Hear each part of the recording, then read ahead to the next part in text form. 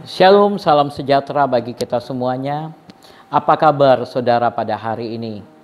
Saya percaya saudara dalam keadaan baik-baik saja. Apalagi kemarin kita baru melaksanakan ibadah mujizat. Saya percaya setiap kita pada hari ini sudah mengalami mujizat daripada Tuhan. Apakah ada di antara saudara yang mengalami mujizat secara khusus, yang ingin berbagi kesaksian?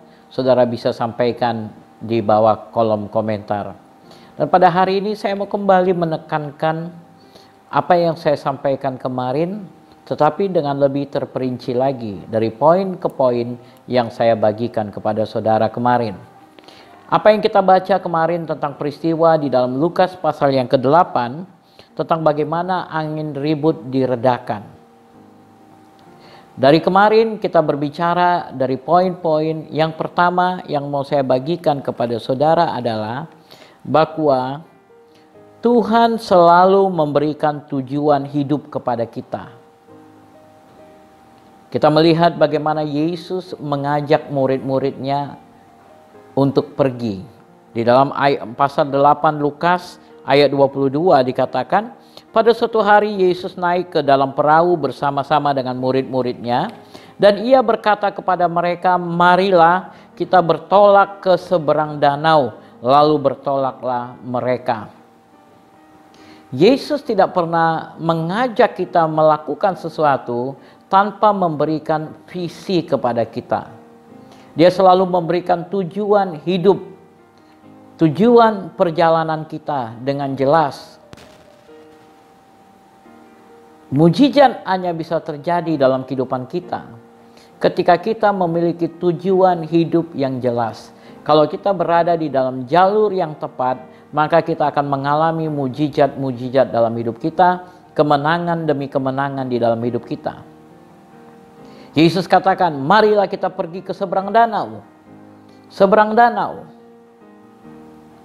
Ini berbicara mengenai tujuan, visi yang Tuhan arahkan. Di dalam Amsal pasal yang ke-29 ayat yang ke-18, dikatakan, saya akan bacakan bagi saudara, atau mungkin saudara yang punya Alkitabnya, saya ajak kita untuk membuka bersama-sama. Amsal 29 ayat yang ke-18. Bila tidak ada wahyu, menjadi liarlah rakyat. Bila tidak ada wahyu, menjadi liarlah rakyat. Di dalam terjemahan bahasa Inggris, di King James Version, saudara bisa lihat, bisa membacanya dengan lebih jelas.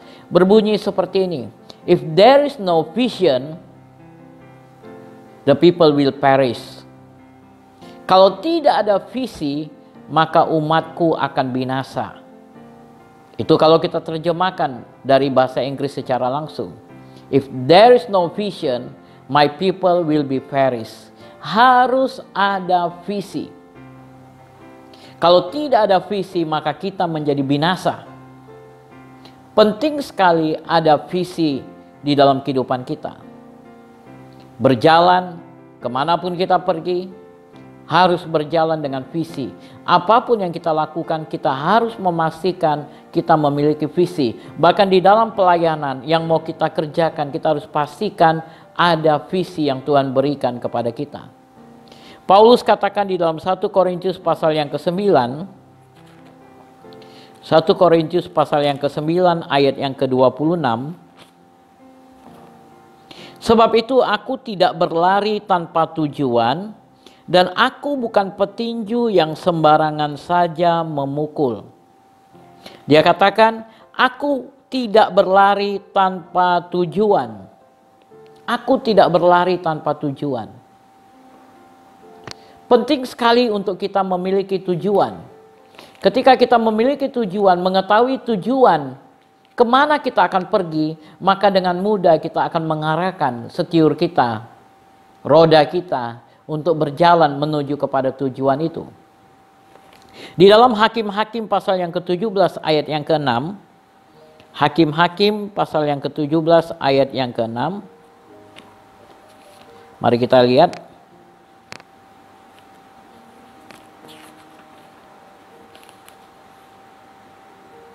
Pada zaman itu tidak ada raja di antara orang Israel. Setiap orang berbuat apa yang benar menurut pandangannya sendiri.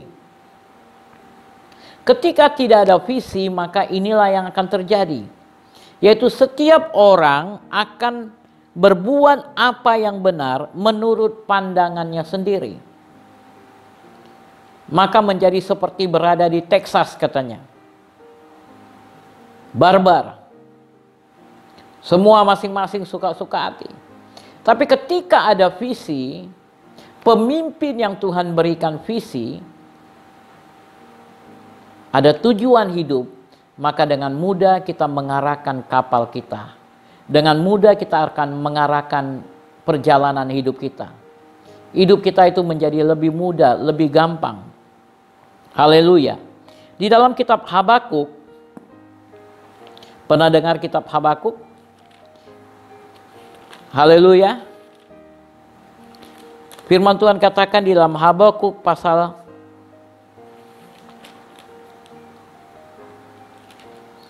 yang ketiga,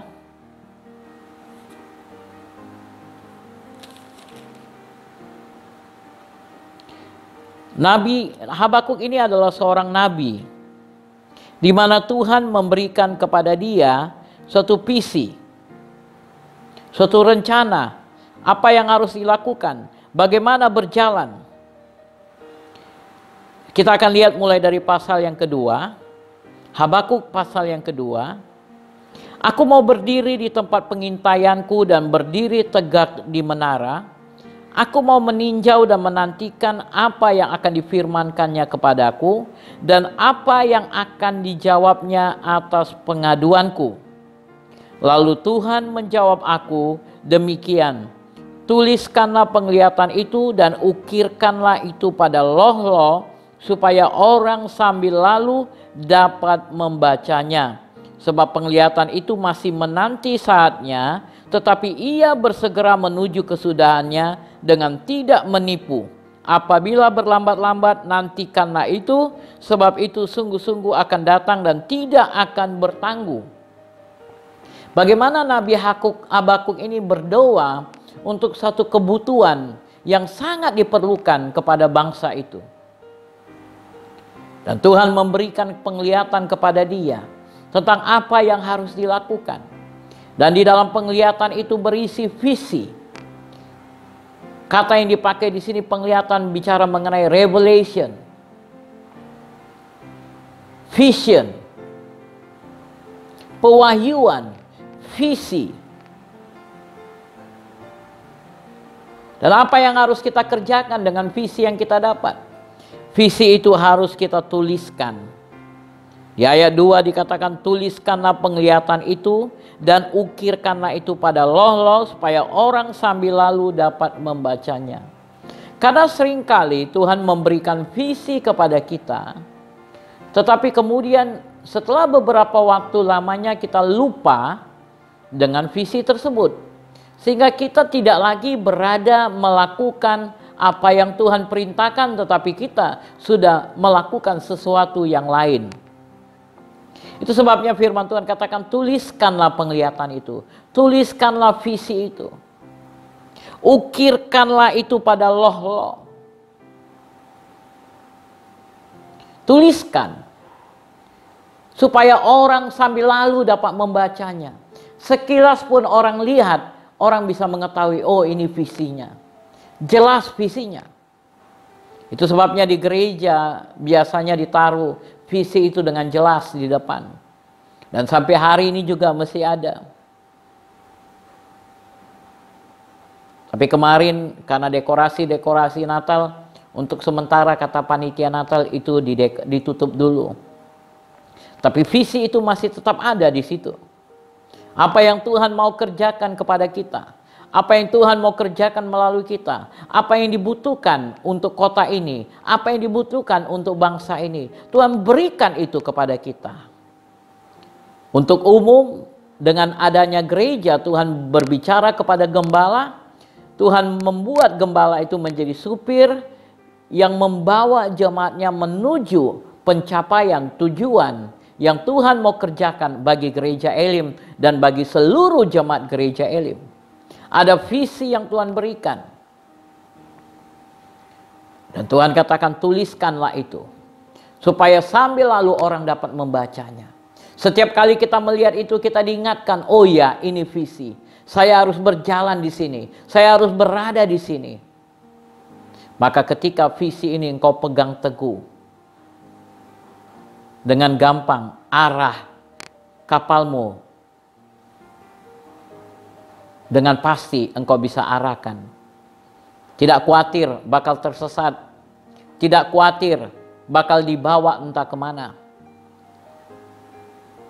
Karena angin badai kapan saja bisa datang.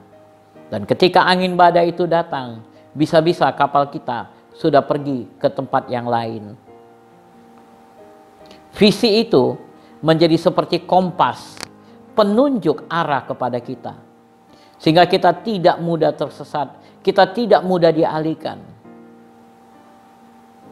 Tantangan itu pasti ada, cobaan itu pasti ada. Tapi kalau ada visi, maka dengan mudah kita akan fokus ke depan. Fokus ke depan. Oleh sebab itu sama seperti Rasul Paulus katakan, aku tidak berlari tanpa tujuan. Tidak hanya sekedar berlari, pelayanan dan pelayanan.